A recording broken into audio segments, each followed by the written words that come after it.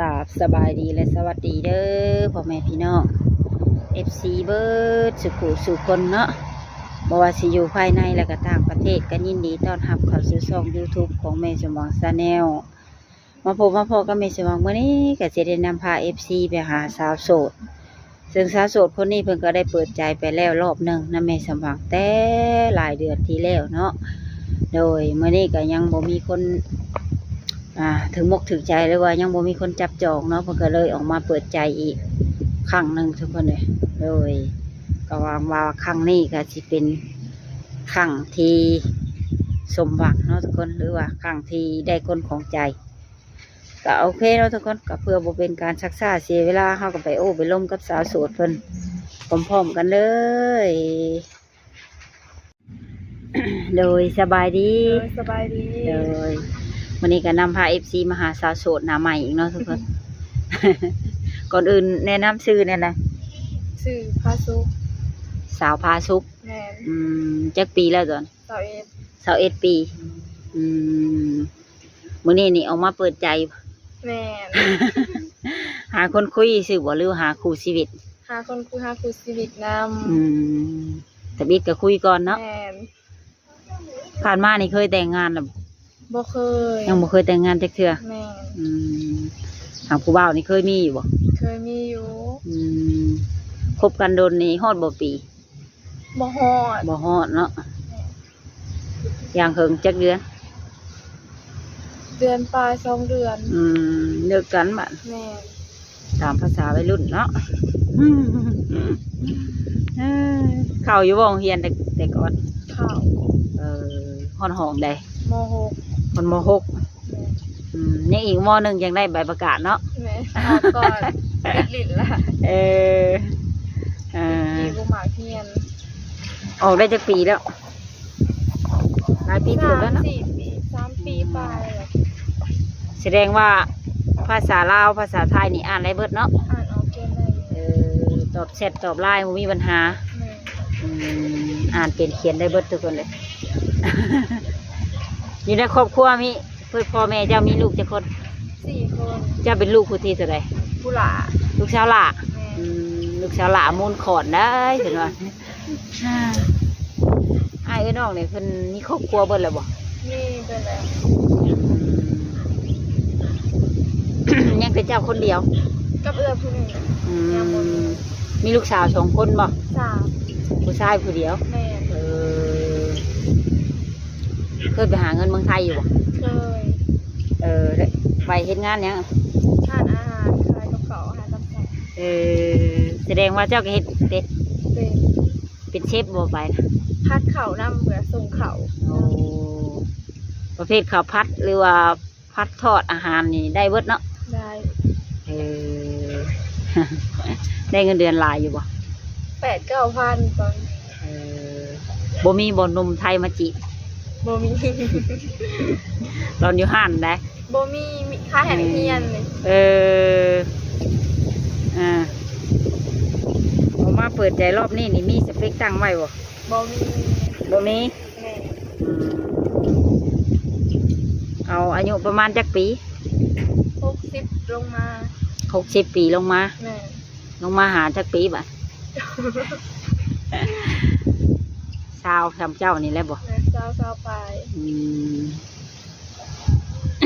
10 ปลายนี่เอาแล้วเนาะ เดี๋ยวโดนข้อหาภาคผู้เยาว์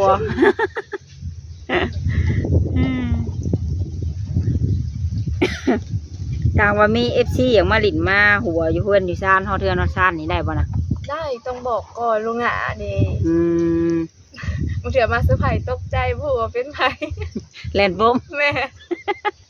ช่วงนี้ให้มีข่าวจับเด็กน้อยเนาะแม่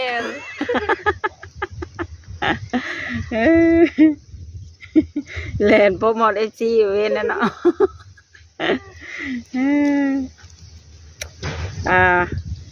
แต่ว่าแบบ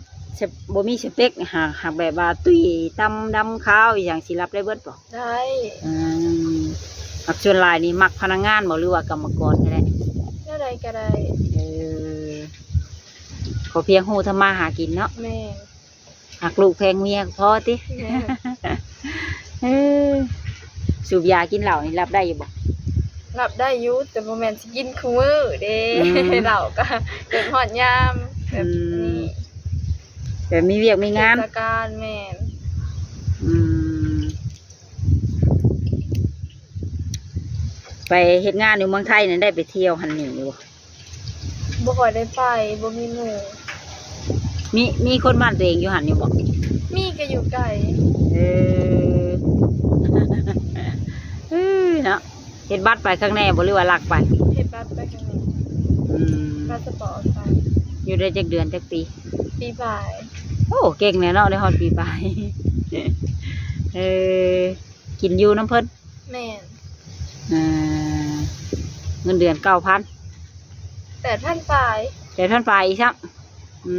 ก็ถือแท้เนาะ อยู่น้ำเพิ่นได้กิ เอน อยู่น้ำเพิ่น อบัดที่คนอื่นไปคือว่า10,000ปลายอย่างเช่นที่เป็นตาปวดเลยขอพัง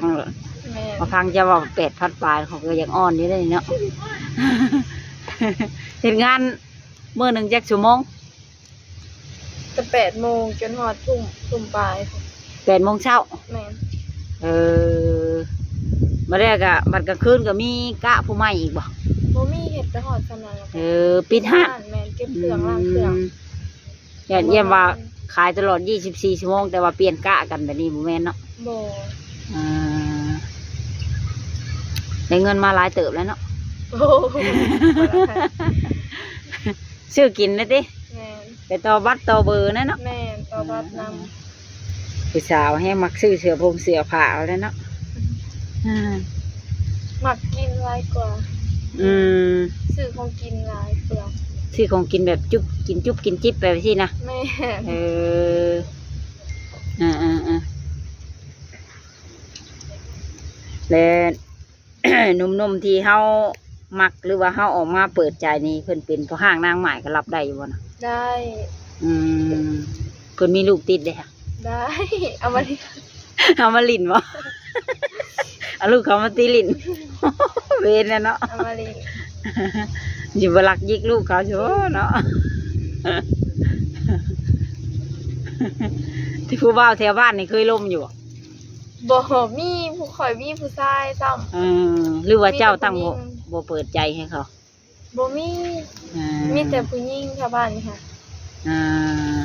ทำผู้ชายกับเขาเจ้าไปเฮ็ดเวียกอยู่เมืองไทยเบิด พวกขี่รถเข้ามานี่ก็บ่สู่เห็นวัยรุ่นเนาะ แม่น สู่เห็นแต่ผู้เฒ่าแล้วก็คนมีลูกน้อยเนาะ แม่น อืมก็ดีคือกันเขาไปหาเงินกะเนาะ แม่น อยู่บ้านเดียวเขาสิติดนั่นนี่งอมแงมเด้ แม่น อีบาปเขาให้เขามีเวียกเหตุงานทำ แม่น ออกมาเปิดใจมื้อนี้พ่อแม่ฮู้จักอยู่บ่ รู้จัก อย่าว่ารักมา บ่รู้จัก อืม เพิ่นก็ถามอยู่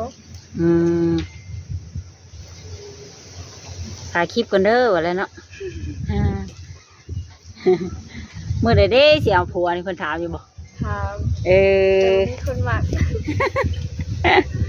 ผู้มื้อนี้ให้งานแต่งหลายเนาะ แม่ อืมเวลาไปเห็นหมู่คู่ตัวเองนี่มีอยู่บ่เอาผัวแล้ว มีอยู่ งานแต่งงานหยังเฮ็ดแล้ว ได้ไปร่วม บาง เขาอ เทื่ ยู่ อก็ขอมีแต่ขอยังบ่ได้แต่ง เวลาไปร่วมงานโน่นี่รู้สึกแน่ใด อยากได้ผัวคือกัน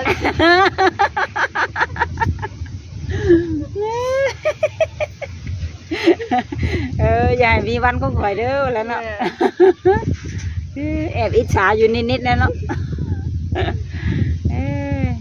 คันว่าเอานี่เอาสู้บ่หรือเอามือเฮือนเขาจ้ะ เอา จัก มาเฮือนเฮาก็ได้มาเฮือน จักอยู่บ่เอาสู้ ได้ล่ะ เอาสู้เนี่ยก็แปลว่าอยู่เฮือนเฮา เฮือนเฮาแม่ มือเฮือนเขาเลยจ้ะ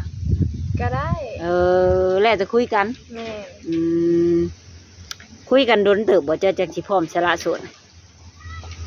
แล้วแต่บางคนนี่ว่า2-3 เดือนก็ได้ คันเพิ่นเข้ามาแบบจริงใจแบบจั่นเขาก็เอาเลย แม่ โอ้ บ่ครบรุ่นนะเนาะเสียเวลา ตอนนี้ก็21 ปีแล้วฮะ แม่ ยังให้อีพ่ออีแม่ได้กินแห้งแล้วเนาะ แม่ พ่อแม่ก็ยังเบิดสองบ่ ยังเบิดสอง สำหรับเวียกเฮือนเวียกไม่ยิ่งนี่ถือว่าบ่มีปัญหาทางเจ้าเนาะ โดย เฮ็ดได้เบิด แต่งกินแต่งอยู่เนาะ แม่ ทอดไข่ไผ่บ่ใหม่หมอแน่นอนเนาะ บ่แซ่บแซ่บ ผมก็ว่าหุงเก่าก็ยังบ่เป็นมาเลยเนาะทอดไข่กับไฟใหม่หมอเห็นบ่ขึ้นในคลิปต่อเห็นนะเอาเนี่ยเอาลูกไผ่เมื่อยามหญ้ามาทอดไข่ดำๆให้ไปนึ่งให้ไปนึ่งข้าวเพราะว่าบ่ใส่ฮ้อนน้ำบ่นึ่งบ่เว้นแล้วเนาะ นึ่งข้าวบ่เป็นเด้อยู่เฮือนซุมื้อนี้ไผแต่งแรงแต่งง่ายจ้ะ เฮามันเกิดกับเอื้อยเปลี่ยนกันมันก็ อาชีพหลักอยู่เฮือนเจ้าเฮ็ดหยังก็บ่เฮ็ดนาบ่ เฮ็ดนาปลูกผัก ยามแรงสิก็ปลูกผักขาย แม่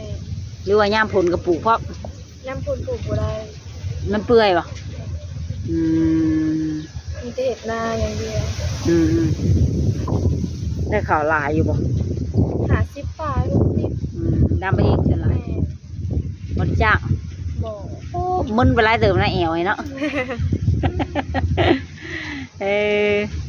มีช่องทางติดต่อทางใดบัดนี้ถามว่ามีหนุ่มๆอยากติดต่อหา หลายกว่าเพราะว่ามักเป็นหลายกว่า โอ้เลยสะดวกรับสายอยู่บ่ ครับแต่บ่แม่นสิโทรมาติ๊กๆเด้ก็แค่น้ำโทรนำก็ยามเฮ็ดเวียกก็บ่ค่อยโทรบ่ค่อยมารับถ้าเวลาว่างก็รับเสร็จนำคนเฮาก็บ่ว่างเบิดมื้อได้เนาะ แม่น มีซักผ้าเฮ็ดอยู่เฮ็ดกินล้างถ้วยล้างบวงสิเนาะ แม่ แบบมีความรู้สึกในใดจังมักคนรุ่นใหญ่กว่า กับเพิ่นเป็นผู้ใหญ่เพิ่นใจดีแล้วเว้าแบบจักหลายกว่า ว่าง่ายๆคือเพิ่นรู้จักความแล้ว แม่ เคยคบอยู่บ่คนรุ่นใหญ่กะ ยังบ่เคย ยังบ่เคย แต่คือมัก แม่เพิ่นสิดีเพิ่นดี เห็นอยู่ในใจจังไห้มีแฮงเฮ็ดให้เจ้ามีแฮงจูงใจอยากมักคนอายุหลายใน TikTok บ่หรือว่าใน ใน ไส TikTok นำในเฟซนำก็เห็นหลายแบบ เวลาเบิ่งแล้วก็ยิ้มไปนำเนาะ แม่ เบิ่งเขาแล้วก็คือว่ามีความสุขไปสินะเนาะ แม่ นี่คือสภาพมาให้เป็นตัวเองเด้อะไรเนาะ คันเป็นวัยรุ่นบัดขี้ข้านเถียงกันบ่ แม่ แต่หันไปนี่ก็ยากเลยเนาะ แม่ จังได๋ว่าสอนรถน้ำผู้นั้นผู้นี้ได้มาอธิบายให้เขาฟังเองวัน แม่ เมื่ออธิบายแล้วก็ให้กันทั้งเจ้าเองนี่เป็นคนใจห้อนบ่เลยใจเย็น เฮาก็ใจร้อนอยู่ก็มีแบบบางทีก็ใจเย็นหลายกว่าใจร้อน เวลางอนนี่เจ้าเห็นได้ได บ่นำเลย เงียบบ่หรือโวยวาย เงียบเฮาสิเป็นคนเงียบ โอ้ เงียบหลายกว่า ยันว่าโวยวายแล้วก็เว้าคำหยาบออกมา เงียบหลายกว่า ซบยุ่งเข้ากันได้แล้ว แม่นเป็นงอนเลยแบบนั้นเนาะ แม่ เวลาพ่อแม่ให้เนี่ยก็ชบยุ่งเขาเลยแล้วนะเนาะ แม่ แบบนั้นทุกคนเอ้ยสาวโสดนี่งอนคาดว่ามีFC เพิ่นนัดให้เฮาไปเลินอยู่มุกนี่ไปอยู่บ่ ไป มีบัตรสปอร์ตอยู่บ่เรียน มี โอ้ยังบ่ทันได้ตาย ยัง บ่บัตรสปอร์ตนั่น ยัง มีบัตรสปอร์ตเรียบร้อยเนาะทางว่ามีหนุ่มเพิ่นซัพพอร์ตให้ไปดินไปเที่ยวนี่ก็สามารถไปได้แล้วเนาะมีบัตรสปอร์ตจะสบายไปแน่นึงอีกอยากให้ไปดินไปเที่ยวอยู่ฝั่งไทยพุ่นก็ได้อีกเนาะคือว่าเป็นสาวที่คุยบดลแล้วก็พร้อมสละโสดอีกเนาะ แม่ มียังอยากฝากถึงหนุ่มๆอยู่บ่จ๊ะมียังอยากฝากถึงหนุ่มๆที่สิเข้ามาอยู่บ่ ทักมาลมนำกันได้คุยนำกันได้เด้อโทรได้ บ่ขี้องค์บ่ขี้คุยเนาะ แม่น ก็ฝาก FC ไว้ในอ้อมอกอ้อมใจนี่เด้อเสียเด้อเพิ่นทักมากะตอบเพิ่นแน่ โดย มีเวลาว่างแล้วก็ตอบ แล้วก็เฮ็ดเวียกเนาะ โดย สะดวกคุยอีหลีนี่กลางคืนบ่หรือว่านี่แหละ โดยสิเป็นกังเว้นเห็นเวียกหลายกว่ากังเว้นกับต ตอบแต่ได้อยูโทรเราไม่กันหน่อย อืม เวลาเที่ยงคืน เฮ็ดงานโรงงานบ่กูมื้อนี้จะไปเฮ็ดงานโรงงานบ่หรืออยู่บ้าน อยู่บ้านขายเลข ขายเลข คือบัตรโทรศัพท์แม่ ได้เปอร์เซ็นต์หลายอยู่บ่ บ่หลายเลยกับบ่ค่อยมีคนซื้อคนขายหลายกว่า โอ้คนขายหลายกว่า แม่ อืมเคยถือเลขอยู่บ่ เฮาบ่เฮาขายแต่เฮาบ่มักหมิ่นเลข แต่ก็ไม่ค่าเลขนี่ถือเลขแล้วเนาะ แม่ อืม แต่เฮาก็บอกคนถืออยู่ แต่ตัวเองบ่ซื้อ แม่ บ่มาฝันบ่เวลาฝันบ่จังบอกค่ะ เวลาฟันเวลาเห็นในเฟซ อ่า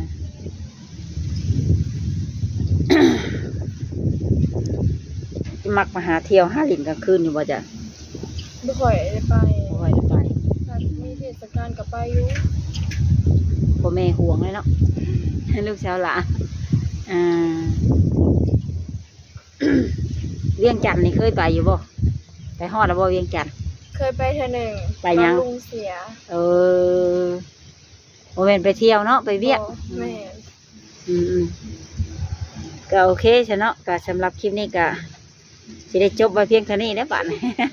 ไปพอกันใหม่อีกมื้อหน้ามื้อในเนาะ โดย โดยลืมถามขะดองแพงอยู่บ่ บ่แพง บ่แพง เท่าไหร โอ้ลมนำได้ คนแต่งกันในบ้านนี่ประมาณเท่าไหร่ 30-40ปลายบางคน 30 ส่วนหน่อยสิได้50 โอ้50 ล้านนี่ถือว่าแพงชุดนะเนาะ แม่น ส่วนลายนี่แม่น30 แม่น30 ล้านทุกคนก็ตกอยู่50,000 บาทเนาะกระดองบ่แพงเพิ่วันเอากันแล้วว่า2-3 ปียังแต่งบัดนี้ แม่ คือเพลงเขาร้องเลยสู้กันก่อนพรที่หลัง โอเคฉันนะทุกคนสิได้ขอตัวลากลับบ้านก่อนบ้านพอกันใหม่อีกเท่าหน้าเนาะนางเนาะ โดย โดยสบายดี สบายดี เลยก็เป็นจังไดเนาะทุกคนหลังจากที่ได้โอ้ได้ลมกับสาวเพิ่นเป็นทีเรียบร้อยแล้วเนาะหวังว่าสิถึกมกถึกใจบ่หลายก็น้อยถามว่า FC ท่านใดสนใจอยากได้ช่องทางติดต่อสาวโสดเพิ่นกระทักไลน์อยู่หน้าปกคลิปมาได้เด้อทุกคนเด้อโดยก็ต้องกราบขอบคุณ FC ทุกท่านที่เข้ามากดเบิ่งกดชมโดยขอให้อยู่ดีมีแห้งภาพร่างกายแข็งแรงการเงินการงานราบรื่นเฮงๆรวยๆเนาะเงินไหลนองทองไหลมาเด้อโดยเนาะสาธุสำหรับคลิปนี้ก็สิได้ขอโจคลิปไว้เพียงเท่านี้ก่อนเนาะทุกคนก็ไว้พอกันใหม่อีกในคลิปหน้าสำหรับคลิปนี้ก็สิได้กล่าวครับว่าสบายดีบ๊ายบาย